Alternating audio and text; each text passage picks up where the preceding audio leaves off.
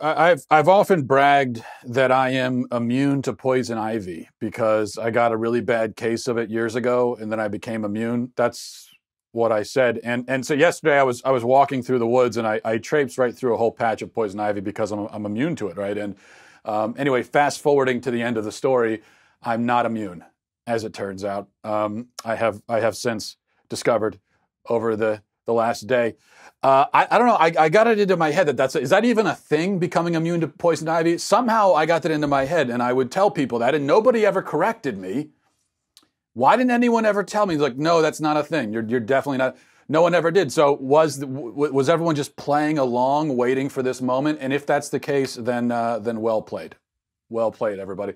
But at the very least, I will say that I have suffered this poison ivy rash with quiet dignity in my house. I've only complained about it incessantly to everybody in this house and now to the whole world. Other than that, I haven't complained about it at all. I've been very stoic. And so I think in that way, I'm an example to everybody. Okay, we begin with just an unbelievable story, or maybe it's unfortunately very believable. I don't know. Reported yesterday in the Daily Wire, the report says a professor presented a lesson to students at the University of North Texas titled Sexual Pleasure and Response in Infants. Big League Politics first reported last week. Moreover, as highlighted by the College Fix on Friday, the textbook for the same course, Psychology and Sexual Behavior, suggests that students take field trips to preschools and elementary schools to observe students' sexual interactions. Okay, so this is real. This is an actual course at an actual university in America. The lesson plan on sexuality in infants, which can be, which there's a link to it. If you go and look at this article, you can see the lesson plan. It's from the 13th edition of Our Sexuality. That's the course. The course's listed textbook, that's what Our Sexuality is. One section of the document, according to the Fix, titled Teaching Ideas, suggests that instructors take students on a field trip to observe children possibly engaging in sexual interactions during recess hours. The textbook says, take the class to a local elementary school playground or ask permission for a few of your students to attend various school playgrounds, preschools, or daycare centers during recess to observe behaviors of children. Ask students to note interactions between same-sex and mixed-sex groups. Which group was more frequent? Which behaviors were most frequent? What kind of touching did children engage in? What about teasing behaviors? Were there any overtly sexual interactions? What was the age range of children being observed? Have students write a report comparing their observations with information in the text. It's unclear if the parents of the young students potentially, so we don't know if when it says ask permission, who are we asking permission? The parents or the teacher? Of course, doesn't whatever the case, it doesn't make it any better. One of the textbook's editors, Carla Bauer, was interviewed by the College Fix, and she said that she's one of the people responsible for this, although she claims that the other editor of the textbook, who's now deceased, wrote the guide where the field trips were suggested, and so she tried to distance herself from that, so she didn't know anything about that. And if you're wondering what the course objectives are, the course objectives read as follows. Number one, to describe human sexuality from historical and multicultural perspectives, to define major theoretical perspectives that influence the scientific study of human sexuality, to explain the significant research methodologies within disciplines, to examine the socially constructed nature of sexual identities, to describe how sexuality overlaps with various social institutions, to recognize the changing nature of social norms. Okay. So a couple of things here. First of all, you've noticed that there really seems to be a movement afoot to normalize pedophilia. Yet we're always told that no such movement exists. pay no attention to the man behind the curtain. Our eyes are fooling us. And we see stuff like this, and we say, well, it looks like this is a normalization of pedophilia, and yet we're always saying, no, that's not happening, that's not happening. Well, I think this makes it pretty clear, doesn't it? And it's not, although I started by calling this unbelievable, I don't mean that in a literal sense, because it is very believable, unfortunately, because this is what happens when you begin to break down sexual boundaries. G.K. Chesterton talks about, as I've mentioned this quote from him before, because it's so relevant to what we see going on in our culture, especially as it pertains to sexuality. And what he says is, you're walking down the street and you come across a fence. You're not going to just tear down the fence without knowing why the fence is there and what it is meant to contain. Right? You're not going to just announce that we need to take down this fence. First, you want to know, why is that fence there? What purpose does it serve? Is it holding back some sort of rabid dog or something like that? I mean, there could be a lot of good reasons for a fence. Now, the point is, what we've done in our culture with sexual boundaries is we've just started tearing down fences without ever stopping to consider why those fences were there and what sorts of rabid dogs they were trying to contain. And the other problem is, once you begin this project of tearing down sexual boundaries, it becomes really hard to erect them somewhere else. Once you've said, no, we're going to tear down this boundary and that one, right? This is all about social norms, where we're getting rid of all the social norms. Well, there are some things are social norms for a reason. And when a phrase like social norm becomes a dirty word, like it's a bad thing. It's a bad thing to uphold social norms. Now, we need to tear down social norms just because they're norms. Well, it was a social norm in our society that pedophilia is wrong, that you don't sexualize children. That was a social norm. That's a good social norm. It's a norm for a reason. But once you start tearing down those fences, it becomes difficult to go somewhere else and rebuild a fence. And that's what's happening here. And as part of this, so you have the tearing down of boundaries. What you also have is, just reading through the course objectives that I just read through. Sex, sexuality, sex. There's this obsession with sex and sexuality. And in seeing everyone, all people, as these inherently sexual beings, including children. And that's another thing that you find on the left, is this everything is seen in sexual terms. As much as they claim that, oh, my sex life is none of your business, sex is a private thing, as much as they claim that, they actually believe the exact opposite. Now, I believe that your sex life is none of my business, as long as you're not abusing or raping or molesting anyone. But other than that, I don't want to know. Don't talk to me about it. Don't advertise it. You don't need to go marching down the street telling everybody. We don't need to know. That's how I feel about it. The left, they claim that, they say that's none of your business. But then they go out in the street and they march and they announce it and they tell everybody. They advertise their sexuality. And this is where it ends up. The second thing to note here is, although I believe this is part of a movement in our society to normalize pedophilia, we also have to understand that this is not new. This is the kind of research that Alfred Kinsey used to do in the early part of the 20th century. And Kinsey is considered a pioneer, a hero even to the left. Alfred Kinsey he's the godfather of modern sex education. And modern sex education is based on his work. But he was a pervert and a deviant who studied the sexual responses of molested children. Very similar to what you just read here. He would have, Alfred Kinsey would have pedophiles rape children and record their experiences in like a journal.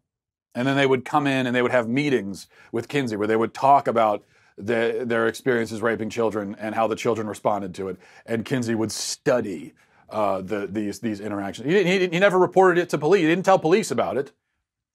A pedophile would come to him and say, I rape children. And Kinsey would say, okay, great. Here's a notebook. Next time you do it, make sure you take notes. Now, I'm not making that up. That's what Alfred Kinsey would do. That's the kind of work, if we can call it that this psychopath did. And yet our public school sex education courses are based around his work. And this thing that I just read from this university in Texas, that's exactly the kind of thing that he would do. And now we're seeing that come to the forefront again more explicitly. Just completely horrific. All right. Speaking of horrific, there's a story out of Australia. A man, 36-year-old man, was arrested, put in jail, charged with sexual assault after he stopped to help a woman whose car was broken down, and he stopped and helped her, and then he was later accused of stalking her and assaulting her. The problem is that he did no such thing. He did stop to help her. He worked on her car for 2 hours, apparently, trying to help this woman who was stranded.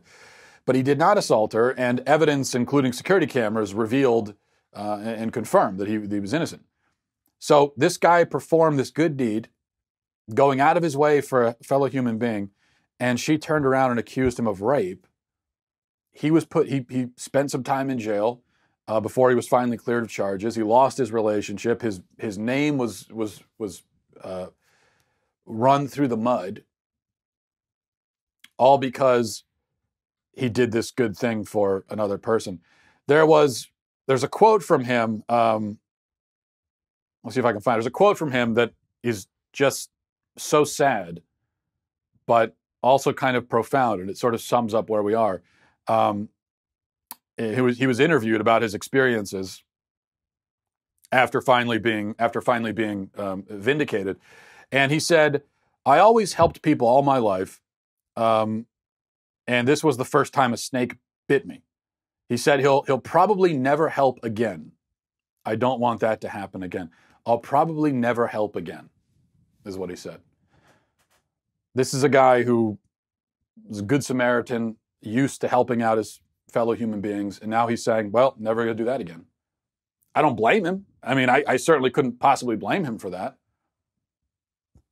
But I think that's what we're finding now is you have a lot of otherwise chivalrous and good men who are afraid of going out of their way, putting themselves out there to help another person, especially a woman, because they don't want to be accused of anything. They don't want to be accused of being a sexist. They don't want to be accused of it. And worst case scenario, they don't want to be accused with a situation like this.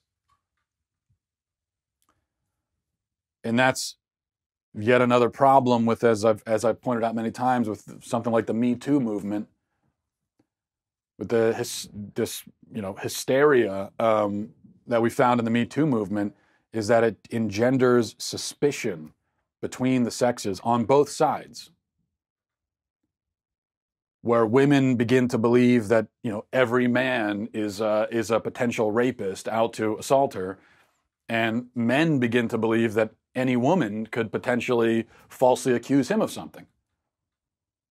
And so you have this suspicion, and both groups kind of avoiding each other and trying not to be around each other, and that's not a healthy situation for society. So that's pretty terrible. All right, so I wrote something yesterday that I wanted to go through here. As we talked about on the show yesterday, after that law in Georgia was passed, which makes abortion basically illegal after 6 weeks, with exceptions, the left obviously reacted as you would expect them to react, and there was a woman on CNN. We played the clip of this woman, Christine Quinn, I believe was her name, who was so overcome with anger, that she became delusional. She started screaming about how unborn babies are not human beings. They're part of the woman's body. And I talked about why that's obviously a ridiculous and stupid argument. Clearly, the unborn child is a human being. But that is one of the really stupid arguments that pro-aborts put forward. It's only one, though. There's a whole list of really bad, dumb pro-abortion arguments. I wrote something yesterday going through what I consider to be sort of the top 7 dumbest pro-abortion arguments. I thought I would do that here on the show as well, go through them.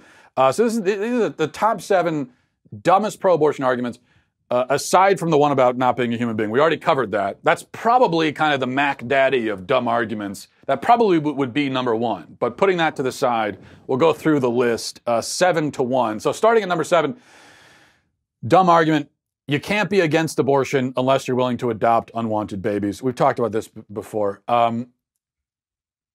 That's the argument. And of course, a great many pro-lifers do indeed adopt unwanted babies. But none of us can adopt all of them, and some of us can't adopt any of them. The fact that we are limited in our resources does not prove that we're hypocrites. And even if it did prove that, that in itself would not prove that our position is flawed. Even if you could prove that we are hypocrites and we should be out adopting babies and we're not, that doesn't mean anything about what we're claiming about the nature of abortion. But in any case, it doesn't make any sense, because if we can only oppose the murder of those who we are able and willing to personally care for and subsidize, that would mean that we cannot oppose the murder of almost anyone on earth, because we can't care for and subsidize the vast, vast majority of people who currently live. There are 7 billion people on earth. You cannot care for all 7 billion. So if this is the standard, and you or I can only feed and clothe a vanishingly small percentage of people on earth, then that would mean that we can only really care about the fate and oppose the murder of that very small percentage. And that would mean that we have to remain silent about things like genocide and school shootings, because, hey, we're not stepping up to care for those people. But that, of course, doesn't make any sense whatsoever. So that's a bad argument. Number 6, no uterus, no opinion. Now, leftists, of course, can't really make this argument anymore, because they also say that, your possession of a uterus has nothing at all to do with your gender and means nothing anyway. So they've already made that, they have neutralized that argument themselves. They've ruled that argument out, which is probably for the best, because it's a dumb argument anyway. Abortion is a moral and legal issue. So we use our brains to sort through it, not our reproductive organs. So what the motto really should be is no brain, no opinion. Now that's true. If you don't have a brain, then you shouldn't be voicing your opinion on this issue or any other. But I'm afraid that might rule out a large portion of the pro-abortion side. So that's the problem there. Number 5, you can't force a woman to reproduce. Now I agree with that statement. It would be horrific to force women to reproduce. Unfortunately, that has nothing to do with abortion, though, because a woman does not reproduce when she gives birth in the hospital. Reproduction occurs at conception. So when a baby is born, that is not an act of reproduction. Reproduction has already happened. It is the product of that reproduction. The thing that has been reproduced, that is what's being born. So the question isn't, should women be required to reproduce? Obviously, they shouldn't. The question is, should a woman be allowed to purposely kill that which has already been produced? And the answer to that is no. Number 4, pro-lifers want to control women's bodies, right? We hear this all the time. Well, of course, the body that's directly in dispute is not the woman's, it's the child's. It's true that the woman uses her body to sustain the child's body, but that's just as much the case after birth as it is before. I use my body to care for my born children. I use my body to do that. I use my body to clothe them, provide for them, feed them. I mean, whatever I do for my kids or for anyone else, I'm using my body to do it because I am my body. I can't do it any other way. I can't just sit back and with the power of my brain make things move around. And I'm not Professor X in X-Men. So I have to do that. Everything I do for my kids, I use my body to do it. What's more, the law requires me to do those things for my kids, to care for them, provide for them. Which means the law requires me to use my body to do those things. I'm not allowed to claim bodily autonomy and then just cease all parental activities. If I did that, my body and myself, altogether, we would all go to jail if I did that. Now, does that mean that the laws against neglect and endangerment control my body? Maybe in a very weird and indirect sense. But the point of the laws certainly is not to control my body. The point of the law is to protect children. And so the point of making abortion illegal is not to control women's bodies, but to protect children. That's the point. Number 3, this is a classic. Pro-lifers are only pro-birth, right? They don't care about babies after they're born. Once again, this is irrelevant, even if it's true, but it isn't true. Our whole point is that there's no difference between a baby inside the womb and a baby outside of the womb. We cherish them both. So if we didn't care about babies outside the womb, then we wouldn't be constantly insisting that a child inside the womb is just like a child outside the womb. Now follow the logic here. What we're saying is a child inside the womb is like a child outside the womb. Therefore, the child inside the womb should be treated with value and dignity. This line of reasoning clearly indicates that we think that children outside of the womb have value and dignity. Our whole case is that's sort of the linchpin of our entire case. Also, of course, pro-lifers are exceedingly charitable. We give to people in need all the time.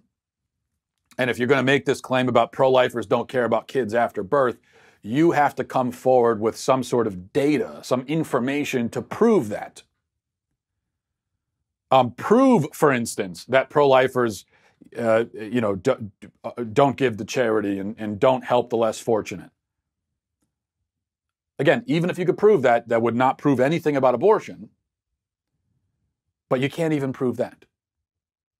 So this is an argument that is not only irrelevant and stupid, but fabricated out of thin air.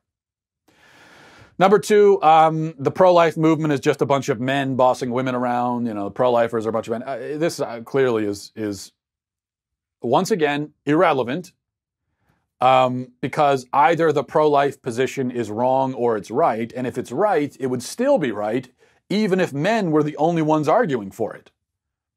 But men are not the only ones, far from it. The pro-life movement is run predominantly by women. It's mostly women working at pregnancy centers. It's mostly women at the March for Life. It's mostly women praying outside of abortion clinics. And so it's the idea that the pro-life movement is some sort of male-dominated thing is, once again, completely baseless.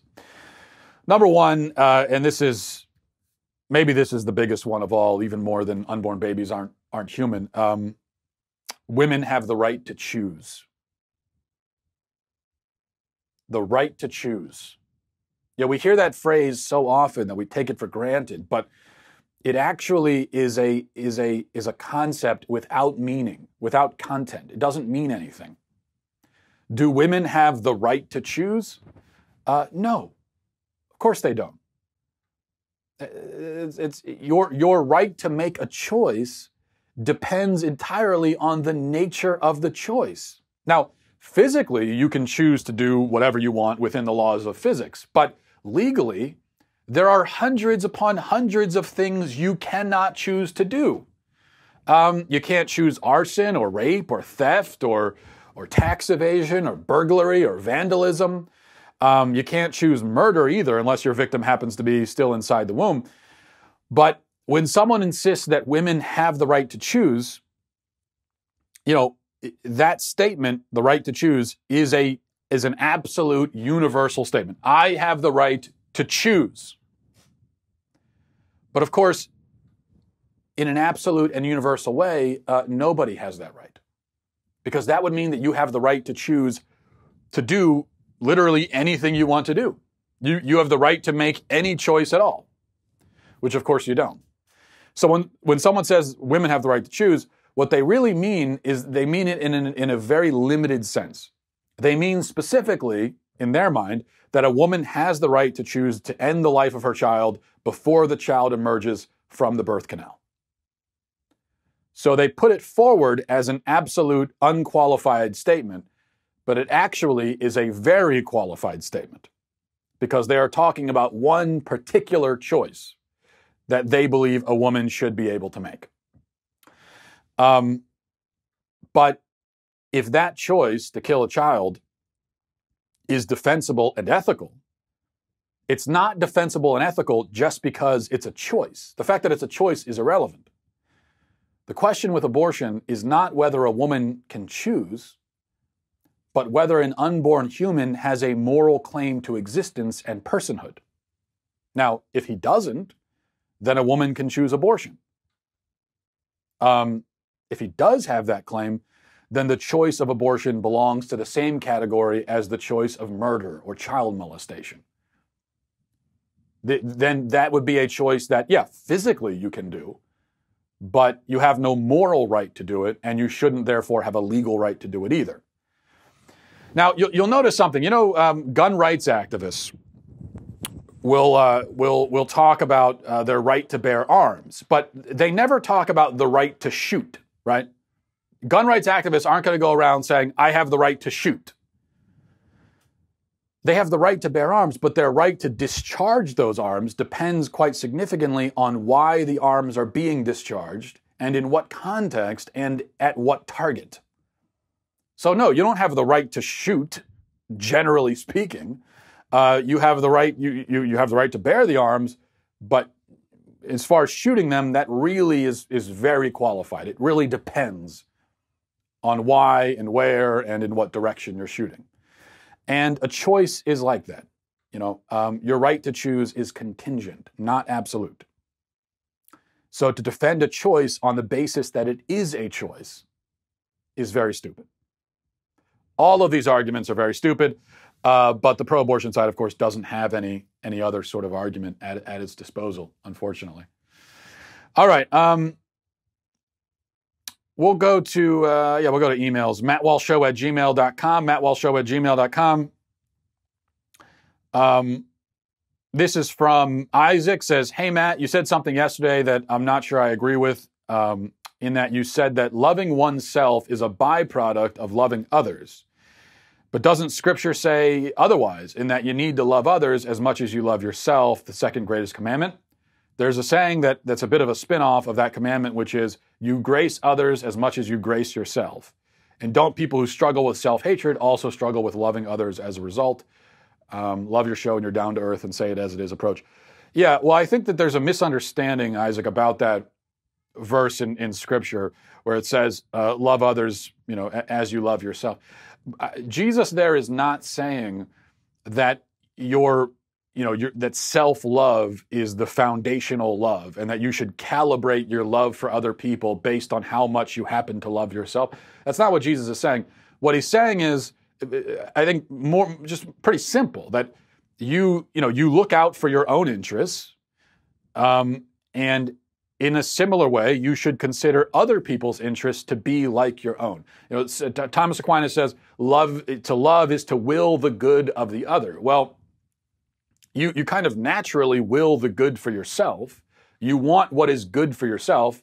You may have some wrong ideas about what's good, but to the extent that you understand what's good, you want that for yourself, right?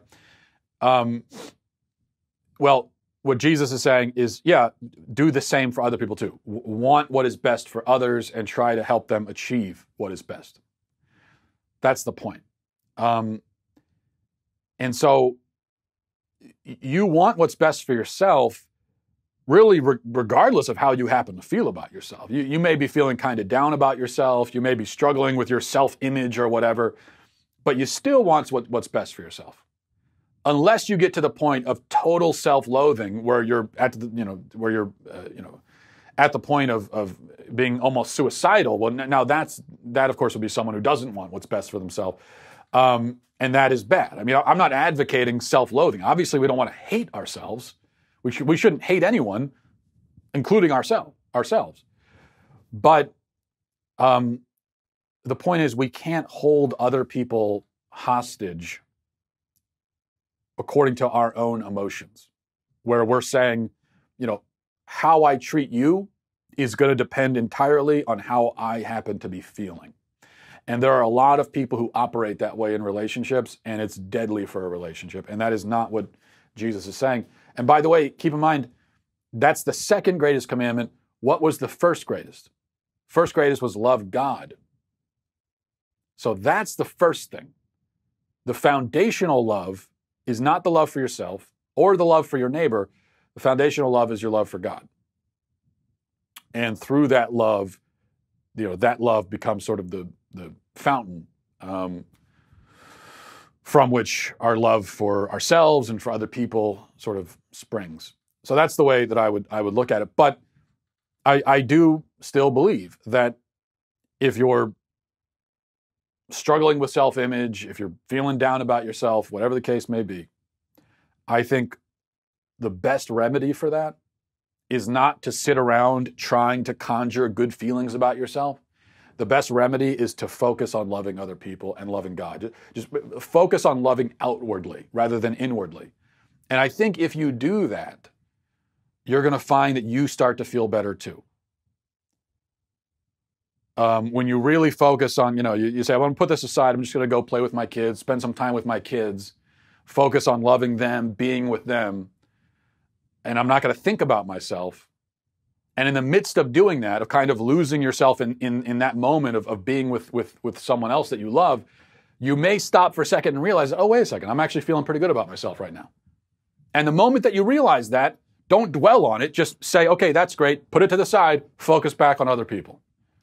I think the more we focus on how we feel about ourselves, the worse we end up feeling. That's the point. We end up kind of caving in on ourselves because we're so inwardly focused. I think we should be more outwardly focused, and that was the whole point I was trying to make there. This is from Jamie, says, hi, Matt, I love your show. Agree with almost everything you say. I have a question, though, about homosexuality. C.S. Lewis says that he can't judge gay people because he's never struggled with that issue himself. It seems like a lot of Christians like to condemn the sins that they've never been tempted to commit. Meanwhile, they say nothing about the sins they do struggle with. What do you think about C.S. Lewis's attitude? I know you're a big fan of his. Hi, Jimmy. I am a big fan of C.S. Lewis, and I'm familiar with the passage you're referring to, though it doesn't say exactly that.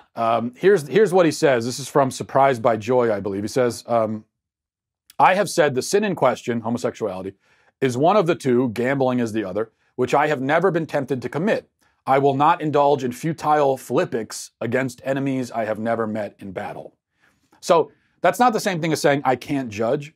Rather, what he's saying is he has no real insight into that struggle because he's never experienced it, and it's rather easy for him to rail against it because it is, as he says, an enemy that he's never met in battle, so it's easy for him. And I think we can and should still stand in opposition to all sin, including the ones that we've never been tempted to commit ourselves. And I don't think C.S. Lewis would disagree with that, but I agree that there is a tendency among Christians and among all people to focus on the sins of others. That's what the whole, splinter in your brother's eye, beam in your own eye, he without sin throw the first stone. All of that in the Gospels, that's what all that is about. Jesus spends a lot of time on this concept. So here's how I look at it. Every bad thing that you've ever done, and we've all done bad things, right? So every bad thing you've ever done, you've done because two factors converged: desire and opportunity. You did the bad thing because you had the desire to do it, and you had the opportunity to do it. Desire and opportunity. We know what desire means. Opportunity, in this case, means not only the chance to do it physically, but the ability to do it in our minds without consequence. That's what opportunity means. So we've all told lies, right? We've all told lies. Well, why did we tell those lies? We told the lie because we wanted to, because we thought that we would get something out of it, and because we encountered a situation where we believed we could tell the lie and get away with it. And oftentimes we find out in retrospect we were wrong about that, but still that's why we did it. So here's the point. You don't deserve credit for not doing things which you've never had the desire and opportunity to do in the first place. Think about all the bad things you haven't done. Think of the worst kinds of things. Murder, for instance. Okay? Why haven't you murdered anyone? Assuming you haven't. Well, you might say, oh, I've never murdered anyone because it's wrong. But is that really why you haven't done it? No, you haven't done it because you never wanted to. You've never once been seriously tempted to kill someone, and that's why you haven't done it. Now, it's true that it's wrong, and you're aware of that fact, but you've never been in a situation where the only thing stopping you from killing someone is that you know it's wrong. The thing that stops you from killing someone every day and every moment of your life is that it's not in the cards. You've never had that temptation. So the first sort of dam that holds us back from committing a particular sin is that we don't want to commit that sin. That's the number one thing that stops us from doing most of the bad things we don't do. The second dam, not as strong as the first, especially if the first breaks, is opportunity. So there may be a really bad thing that we want to do, but then, so that dam breaks, but then we have that second one holding there of, well, we don't have the opportunity to do it.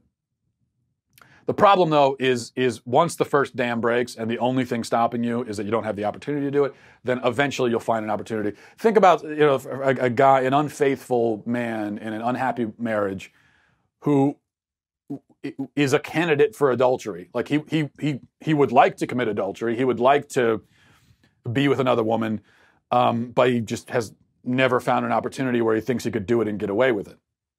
Well, then in that case, opportunity is what's stopping him. But most likely, eventually, he'll find an opportunity for himself because that's what people end up doing. And then what happens? Okay, so let's say you want to do the bad thing. You have the opportunity to do it.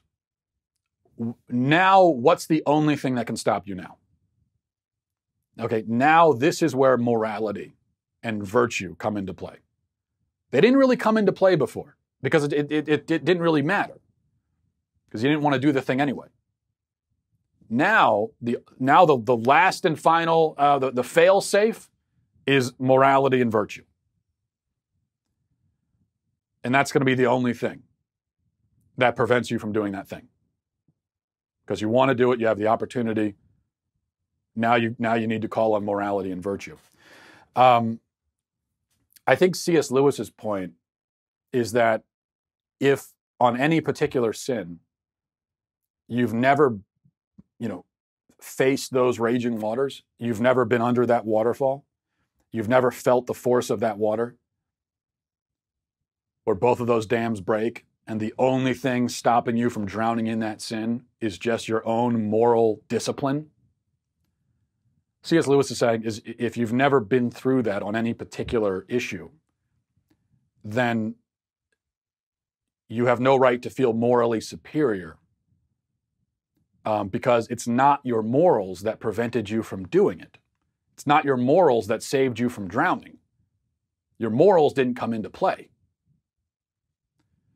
What we need to do is think, what happens when I do have the desire and opportunity to do a bad thing, even if they're just little things?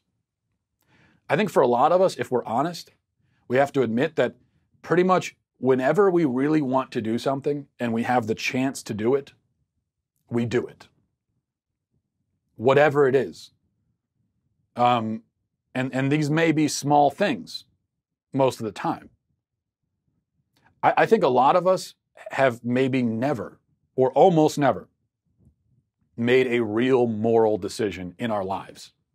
I think there are a lot of us who have never really committed a moral act. Not all of us, but I think for many of us, every bad thing we haven't done is because we just so happen to never want to do that thing. And every good thing that we've done, it's because we happen to want to do it. We project the appearance of living a moral life, but really we're only living according to our desires. And the problem is, it's only by accident, then, that we aren't committing the most heinous sins. It's just an accident of circumstance that we happen to not want to do those things. What happens when we wake up one day and we find that we really do want to do one of those things? We have gotten into the habit of living according to our desire, of living according to desire and opportunity. And once you go down that road, you're on the same road as murderers and rapists and everyone. I mean, you may not be as far down the road as them, but those are people who are living according to their desires, and their desires happen to be heinous. You're living according to your desires too, which are a little bit less heinous. But unless you learn to resist doing bad things, even when you have the desire and opportunity to do them, then you're just going to drift down and end up over there in that vicinity eventually, unless you die first. I think that's kind of what C.S. Lewis is getting at. And so what should we do? I think we have to get accustomed to acting against our desires and against opportunity. And that means not committing the quote-unquote little sins. That's why the little sins are so important. Because most of us are only ever tempted to the quote-unquote little sins.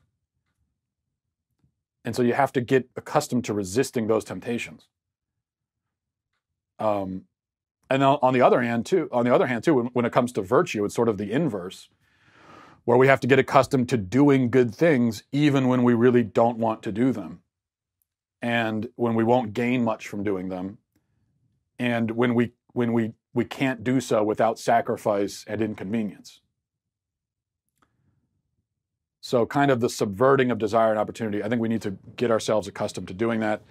And that's part of what, just as just one example, but that's part of what fasting and those sorts of things are about. One of the points of fasting is, I want to eat, I can eat.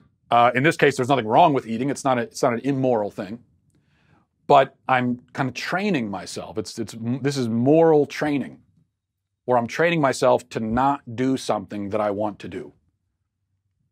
And that's just a basic ability that we have to be able to develop within ourselves. And I think a lot of us just do not have that ability, because we have never once refrained from doing something we really wanted to do. All right, so there's that. And we'll leave it there. Tomorrow, just to remind you, we will be in Philadelphia for the pro-life rally against bullying. 1144 Locust Street, if I remember the address correctly, 11 a.m. in Philadelphia. There's going to be a big group of us there, and it's going to be a great event, so I hope to see you there. And if not, I'll talk to you tomorrow. Godspeed.